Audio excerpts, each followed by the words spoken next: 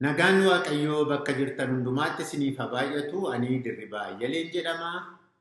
Yeroo darbee barumsa mata duree jireenyaaf tajaajila ergamaa Phaawulos jedhu jalatti addumaan ergamaa Phaawulos eenyu tureessa jedhu barumsa kutaa lama olii wajjiniin ilaallee turre.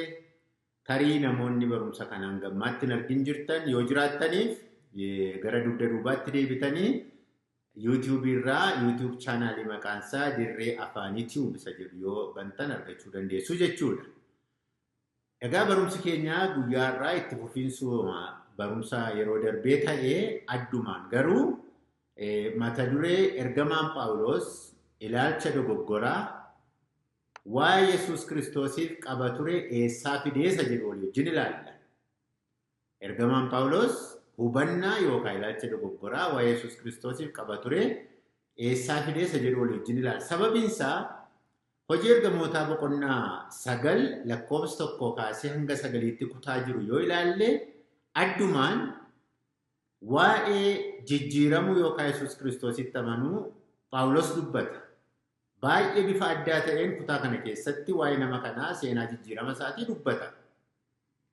Haa ta'uyyuu malee kutaa kana keessumaa lakkoofsa 4ffaa irratti gooftaa Yesuus Kiristoos yeroo nama kanatti mul'ate Saa'ol maaliif na ari'attaa jedhe.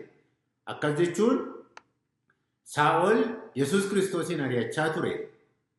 Kutaanuma kana keessatti egaa gara dugda duubaatti deebinee boqonnaa 7, 8, 9 keessatti yoo ilaalle namni kun otuunni baay'ee humna guddaadhaan irratti bobba'ee ajjeechaa kiristaanotaa keessaa fakkeenyaaf qorra akka Isxifaanos fa'aa waldaa kiristaanaa ari'achuu keessaa akkasumas immoo biyya keessatti iyyuu otuun ta'in Yerusaalemiin alayyuu duuka buutummaan Yesuus Kiristoos eessatti iyyuu jabaatee babal'atee itti fufuun irra jiru jedhee nama humna isaa guutuudhaan waldaa kiristaanaa balleessuudhaaf yaalii gochaa ture. Gara tarkaanfii kana hundumaatti akka dhufuuf ilaalcha nama kanaa irratti hubannaa nama kanaa irratti maaltu dhiibbaa dogoggoraa akka inni qabaatu taasisa jedhu walii wajjin ilaallaa jechuudha. Isa booddee yeroo akkasittiin hubannu waa'een amanuu isaatis nuuf galaa eessaa akka inni hubannaa kana fides nuuf galaa jechuudha. Isa booddee duuba adeemsa jireenyaa ergamaa Phaawulos bifa kanaan yeroo ilaallu wanti dubbachaa deemnu duraa duubaan nuuf hubatamaa deema waan ta'eef jechuudha. Egaa kallattiidhumaan gara barumsa keenyaa irratti yoo darbineef ilaalcha ergamaa Phaawulos irratti waa'ee Yesuus Kiristoos ilaalchisee maaltu hubannaa dogoggoraa akka inni qabaatu taasise. Tokkoffaa waa'ee dhufaatii Masii yookaan Yesuus Kiristoos ilaalchisee dogoggoraan hubachuu warra Yihuudootaatu akka Phaawulosis dogoggoraan waa'ee Yesuus Kiristoos hubatu isa taasise. Akkas jechuun macaafa qulqulluu keessatti keessumaa kakuu moofaa keessatti macaafota baay'ee keessatti baroota adda addaa keessatti karaa namoota garaagaraa barreeffame akkuma jiru Masiihiin gara fuula duraatti dhufaa jedhamee bal'inaan barreeffamee jira. Yihuudoonni immoo isa kana beeku waan ta'eef abdii guddaadhaan dhufaatii Masiihichaa eeggachaa turani. Abdii guddaadhaan dhufaatii Masiihichaa eeggachaa turani. Egaa guyyaan isaa ga'ee guyyaatti Waaqayyoo kaa'ee geenyaan Yesuus Kiristoos dhufee gara biyya lafaa kanaa dhufee dhalate. Dhalatee jireenyatti fufe keessumaa yeroo waggaa 30 guutee harka Yohaannis cuuphaatti cuuphame kaasee mul'inaan tajaajila isaa kutaawwan Israa'el yeroo sana turan 3 keessatti yeroo Yesuus Kiristoos lafa kanarra deddeebi'aa ture Israa'el bakka gurguddaa 3tti qoodamtee turte. Karaa gaarraa, karaa kaabaa Galiilaatu ture, gidduu Samaariyaatu ture, kibbaan immoo Yihudaatu ture. Waggoota 3 walakkaa keessumaa kutaawwan biyyaa 3 keessatti Yesuus Kiristoos tajaajila inni tajaajiletu jara kanatti gaaffisitti ta'ee, gufuusitti ta'ee kanarraa kan ka'ee mormiin isaanii waa'ee Yesuus Kiristoosiif qaban jabaate. Phaawulosis sabuma kana gidduutti guddate waan ta'eef isa argee isa dhageetii waa'ee Yesuus Kiristoosiif hubannaa inni qabu irratti dhiibbaa fidee jechuudha adeemsi kun. Fakkeenyaaf warri Yihuudootaa egaa haala amma jedhame kana keessatti waa'ee Yesuus Kiristoosiif maal faatu gaaffiitti ta'e baay'ee hundumti isaayyuu wanti inni waggoota 3 walakkaa keessatti hojjete hundumti isaayyuu jara kanaaf hin taane jechuun hin danda'ama. Garuu amma hunda isaa dubbachuudhaaf hin dandeenyu waan ta'eef qabxii muraasa keessaa ilaallaa jechuudha. Fakkeenyaaf Wangeela Maarqos boqonnaa 2 lakkoofsa 16 irratti warra qaraxa fuudhanii fi akka seeraatti hin jiraanne wajjin nyaataa jedhanii himatan. Akkas jechuun qabxii salphaa miti jara kanaaf. Sababiinsaa bara Yesuus Kiristoos lafarra deddeebi'aa ture Yihuudoonni qabaa warra Roomaa jala turan waan ta'eef qaraxa galii adda addaa irraa walitti qabamu immoo warra Roomaatiif gala ture. Isa kana immoo yeroo godhanii namootuma warra Yihuudootaa kaa'anii warri Yihuudootaa kun funaananii warra Roomaatiif galii godhu. Isaaniif galii gochuu duwwaa otoo hin ta'in bu'aa ofii isaaniis itti dabalanii karaa jal'inaa karaa adda addaa namoota harkaa qaraxa funaananiiti warra Roomaaf gashu turan. Kanaaf sirni kun Yihuudoota biratti jaallatamaan ture. Yesuus Kiristoosii namoota hojii akkasii hojjetanii wajjin hariiroo qabaa jedhanii irratti ka'anii jibbanii jechuudha. Kun tokkoffaadha. Yaada baay'ee keessaa muraasa nu ilaaluuf adeemnu keessaa jechuudha. Kan biraan guyyaa sanbataatti namicha harka naafaa tokko fayyisee jedhani. Wangeela Maarqos boqonnaa 3 lakkoofsa 1-6 irratti hin argina isa kana. Yesuus Kiristoos naafa fayyise yookaan dinqii garaagaraa godhee miti kan isaan ittiin himatan. Yesuus Kiristoos dinqii baay'ee akka inni godhee wantoota inni hojjete hundumtootu galmeeffameera ta'ee galmeen iyyuu hin ga'u ture jedhee Wangeela Yohaannis keessa jira waan baay'ee hojjete. Guyyaa sanbataatti jedhani. Jarri kun immoo bifa addaan guyyaa sanbataa isaanii kabaju ture waan ta'eef Yesuus seera keenya cabsee nama seera keenya neenneedha namni kunii jedhaniiti hin taaneef inni kunii jechuudha. Kanarraa kan ka'e waa'ee isaatiif mormii qabu turani. Kan biraan bartoonni kee guyyaa sanbataa hin eeganii jedhanii himata gara biraa qabu turani. Akkas jechuun maal jechuudha? Isa iyyuu himataa jiru karaa garaagaraa Yesuus Kiristoosiin iyyuu irratti ka'anii himata garaagaraa irratti dhiyeessaa jiru. Ittumaayyuu namoonni inni of duukaa buusee tajaajiltoota kooti jedhu iyyuu immoo guyyaa sanbataan eegani. Kun immoo dabalataan rakkina biraatti ta'e jechuudha. Kanaaf boriftaan yoo nama baay'ifataa deeme namni kun warri kun iyyuu dogoggora hojjechaa jiru. Boriftaan immoo maal ta'uuf adeemaa jedhanii waa'ee warra kanaas gaaffii kaasanii waa'ee adeemsa isaa boriftaan irraas shakkiin keessatti horaa dhufeera. Qabxii gara biraan ani abbaa koo wajjin tokko jedhe Yesuus Kiristoos. Anis Waaqayyoodhaa jedhe. Jarri kun immoo seera isaanii keessatti macaafa qulqulluu keessatti keessumaa kakuu moofaa keessatti Waaqayyo tokkichatu jiraa jedhanii beeku. Keessumaa seera keessa deebii boqonnaa 6 lakkoofsa 4-6 keessatti kutaan jiru yaa Israa'el dhaga'ii Waaqayyo kee Waaqayyo tokkichaa jedhamee barreeffamee jiru beeku.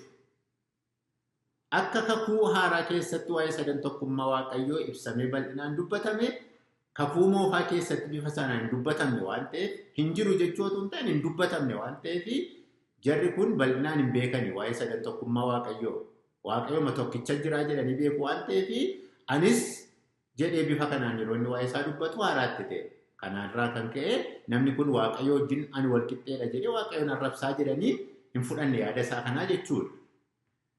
Gara biraan egaa waggoota 3 walakkaa kana keessa Yesuus Kiristoos dinqii gochuu caalaa barsiisa garaagaraa barsiisuu caalaa xiyyeeffannaansaa waan lafarraa caalaa waan mootummaa Waaqayyoo wajjin waan waaqarraatti mootummaa Waaqayyoo wajjin walitti hidhamee jiru dubbata barsiisa ture waan ta'eef jara kanaaf immoo hubatamuu didanni kun immoo galuuf hin dandeenye. Isaan haala garaagaraan bifa garaagaraan isa eeggatu.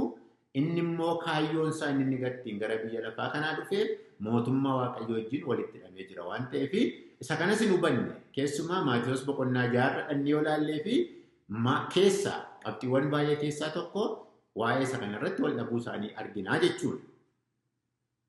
Waa'ee tajaajila isaatii duwwaa otoo hin ta'in qabxiin gara biraan nu ilaaluu dandeenyu immoo jaruma kanayyuu ceephaa ture ifachaa ture irraa of eeggadhaa Fariisotarraa warra seeraarraa jedhee Yesuus Kiristoos mul'inumaanii isaanii muyyuummoo ceephaa ture waan ta'eef kallattiidhumaan iyyuu yerootti dhimminni ceephoof dubbatee isaan ilaallatu iyyuu tureera. Fakkeenyaaf Maatiyos boqonnaa 23 keessa dhannee yoo ilaalle haala inni ittiin barsiisota seeraaf fariisota ifachaa ture ceephaa tures immoo jira. Egaa kun hundumtuu hin taaneef jara kanaaf. Qabxii guddaan tokko immoo yeroo Yesuus Kiristoos lafa kanarra deddeebi'aa ture Yihuudoonni qabaa warra Roomaa jala turan waan ta'eef jarri kun immoo mootiitu dhufaa jiraa jedhanii eeggachaa turan waan ta'eef yeroo dhufuu qabaa warra Roomaa kana jalaa baasee bilisummaa biyya keenyaa nuuf kenna. Yeroo sanaa isa sila dubbataa turre qaraxas ofii keenyaaf funaannannee itti jiraannaa biyya keenyatti misoomsannaa ofiis immoo akka namaatti bilisummaa keessa jiraannaa ofii keenyaan of bushinaa jedhanii eeggataa turan. Inni kunis hin taane hojii ergamootaa boqonnaa tokko lakkoofsa 6 irratti gaaffii kana gaafatanii turan bartoonni. Egaa wanti barsiisota seeraaf, wanti fariisotaaf, geggeessitoota warra Yihuudootaaf waa'ee Yesuus Kiristoosiif dogoggoraa, wanti isaan ibsan Phaawulosiifis dogoggora waan ta'eef namni kun hubannaa kana qaba ture waa'ee Yesuus Kiristoosiif. Gara biraa lammaffaa irratti, qabxii lammaffaan immoo wanti hubannaa isaa irratti dhiibbaa fide Yesuusiin sodaachuu fi itti hinaafuu warra Yihuudootaati. Yihuudoonni Yesuus Kiristoosiin baay'ee sodaatan. Yohaannis boqonnaa 11 lakkoofsa 45 kaasee amma 50 kutaa kana numa dubbifanna walii wajjiniin Yihuudoota gara Maariyaam dhufan keessaa baay'een waan Yesuus hojjete arganii itti amanan. Isaan keessaa kaan immoo gara warra fariisotaa dhaqanii waan Yesuus hojjete isatti himan. Kanarratti luboonni warri hangafoonni fariisonni yaa'ii warra Yihuudootaa walitti waamanii waa'ee namicha milikkita baay'ee argisiisaa jiru kanaa maal gochuun nuuf wayyaa jedhan. Waa'ee namicha milikkita baay'ee argisiisu kanaa maal gochuun nuuf wayyaa. Akkasumatti yoo dhiifne namoonni hundinuu isatti amanu. Warri Roomaas dhufanii mana qulqullummaa keenya saba keenyas nu duraa fudhatu jedhan. Isaan keessaa tokko Qayyaafaan jedhamu waggaa sanatti hangafa lubootaa ture. Inni isin homaayyuu hin beektani. Sabni guutummaatti dhumuu mannaa namni tokko sabaaf duun akka isaaf wayyuu hin hubattanii jedhe.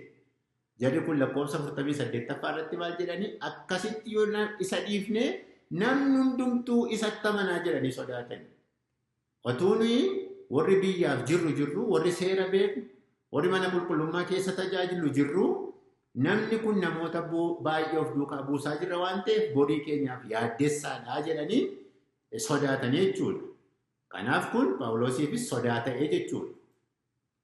Luqaas boqonnaa 23 lakkoofsa 1:5 irratti yoo ilaalle immoo kana booddee warri yaa'ii sana keessa jiran hundinuu ka'anii Yesuusiin fuula Phiilaaxoositti dhiyeessan. Namni kun saba keenya karaarraa kaachisuusaa mootii warra Roomaatiif gibira baasuun hin ta'u jedhee ittisuusaa ani Kiristoos mootiidha ofiin jechuusaa qorree bira geenyeerra jedhanii isaa dhiyeessuutti ka'an. Yemmus Phiilaaxoos si'i mootiin Yihuudaa jedhee isa gaafate. Inni immoo situ akkas jedhee deebiseef. Yeroo sanatti Phiilaaxoos luboota warra hangafoota yaa'ii achi jiruunis ani nama kanarraa yakka tokko illee hin argine jedhe. Isaan garuu itti jabeessanii kun barsiisa isaatiin biyya Yihuudaa hundumaatti Galiilaadhaa qabee hamma asiitti iyyuu saba keenya raasee jedhan. Guutummaa biyyaa raasaa jira waan ta'eef kun nun barbaachisuu jedhanii dubbii isaanii jabeessaa himannaa isaanii irratti hadheessaa baay'inaan irratti waliif galaa dhufanii jechuudha gama Yesuus Kiristoosiin. Kanaaf akkuma amma dubbachaa jirru namni kun Yihuudootaaf sirrii miti waan ta'eef Phaawulosis isaan gidduu taa'ee seera barataa, seera hiikaa hojjetaa jira waan ta'eef isaafis dogoggoraadha jechuudha. Sadaffaa irratti egaa Yesuus irratti qorannaa geggeessuu fi tarkaanfii ajjeesisuu irratti fudhachuu warra Yihuudootaati kan Phaawulos irratti dhiibbaa dogoggoraa uume. Kana hundumaa ilaalanii, qoratanii, himatanii dhumarratti akka inni ajjeefamuuf dabarsanii Yesuus Kiristoosiin warra Roomaatti kennan. Egaa karaa gara biraa dhufaatiin Yesuus Kiristoos yaadi Waaqayyoo inni hangafni dhufee ilmaan namootaatiif du'ee Waaqayyoof namoota walitti araarsu haa ta'uyyuu malee warri kun immoo karaa ofii isaanii dabarsanii nama kana kennan. Kanaaf namni kun sirrii miti.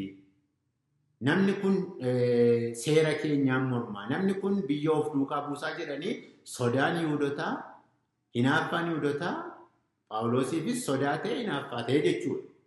Egaa walumaa gala maaltu akka ergamaan Phaawulos waa'ee Yesuus Kiristoosiif ilaalcha dogoggoraa akka inni qabaatuuf caalaadhumatti immoo akka inni irratti ka'uuf akka inni isaan mormuuf waldaa kiristaanaa irrattis duuka buutota isaa irrattis Yerusaalem keessaa iyyuu hafee hanga deeme biyya biraatti duuka buutota Yesuus Kiristoos bal'eessuutti waldaa kiristaanaa bal'eessuutti isa geessisee jennee yeroo laallu walumaa gala qabxiiwwan ilaalaa dhufnee kan yeroo laallu qabxiiwwan lama jalatti ilaallee cuunfinee ilaaluun hin danda'amu.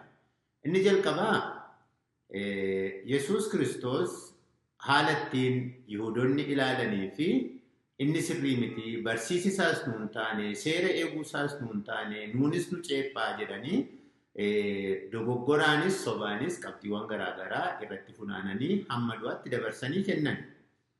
Namni kun kanas yeroo ilaalu Yesuus Kiristoosiin dhugumayyuu dogoggoraadhaa jedhee hubateera jechuudha. Karaa gara biraan immoo qabxii gara biraan tokko immoo akka seera warra Yihuudootaatti keessumaa namni fannoo irratti fannifamee ajjeefamee yakkamaadhaa bifa garaagaraan ilaalama waan ta'eef keessumaa seera keessa deebii boqonnaa 21 lakkoofsa 22 fi 23 irratti namni muka irratti fannifamee du'e abaaramaadhaa jedha. Kanaaf Phaawulos fayyisaadhaa gooftaadhaa Yesuus Kiristoos eenyummaa isaa akka sagaleen Waaqayyoo jedhutti hubachuu caalaa karaa dogoggoraa baay'ee hubate waan ta'eef amma gaa kana booddee kun itti fufuun irra hin jiru jedhee gara tarkaanfii fudhachuutti dhufee jechuudha. Egaa kana booddee maaltu akka inni tarkaanfii garaagaraa ari'annaa waldaa kiristaanaa keessatti yookaan immoo diina ta'e kiristaanummaa akka inni ilaaluuf isa taasisa jedhu kanarra dhaabbannee kanarraa kan ka'e immoo maal fa'aa hojjete Phaawulos isa jedhu walii wajjin ilaallaa. Egaa barumsi keenya guyyaa irraa walii wajjin ilaalaa turre kana fakkaata. Torban itti aanu immoo walitti deebinaa waan na hordoftaniif galatoomaa.